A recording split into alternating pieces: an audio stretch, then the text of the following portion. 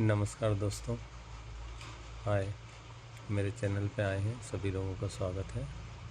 आप चैनल को लाइक करें और सब्सक्राइब करें।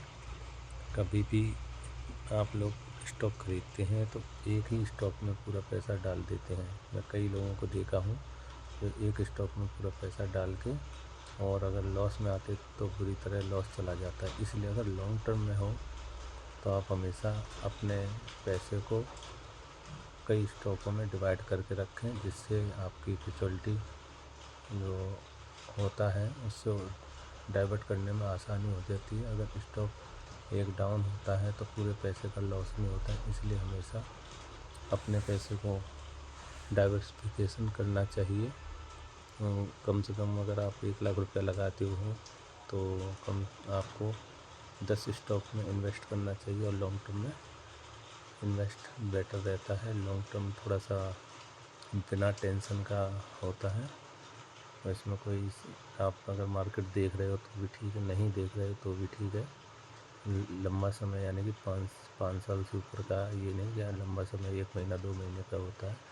लॉन्ग टर्म होता है और लॉन्ग टर्म में इन्वेस्ट करने से आपको थोड़ा परेशानी भी कम होती है और एकदम पैसा भी डालना नहीं पड़ता। और जो लोग रातों रात अगर पैसा बनाने के चक्कर में रहते हैं वो अधिकतर लॉस में होते हैं।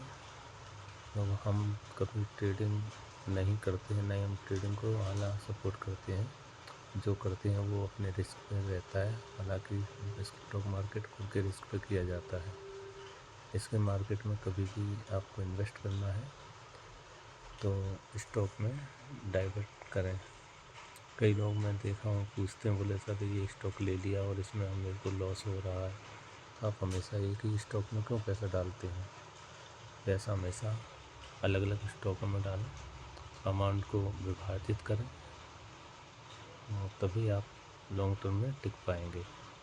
कोई स्टॉक डाउन चलता है तो कभी कोई अप चलता है। इस स्टॉक में भी थोड़ा सा प्रॉफिट होता है। थोड़ा सा प्रॉफिट लॉस होने से आदमी किसी को टेंशन नहीं होती है। समय लगता है, टाइम लगता है। जैसे मैं अपने स्टॉक को अलग अलग स्टॉक में अमाउंट को डिवाइड किया हूँ। जैसे 10 लाख अगर रुपये मेरे 9 लाख रुपये लगे हैं, हर स्टॉक में मैं डिवाइड किया हूँ और ये भी देखा हूँ किस स्टॉक में कैसे पैसे डाले जाएं।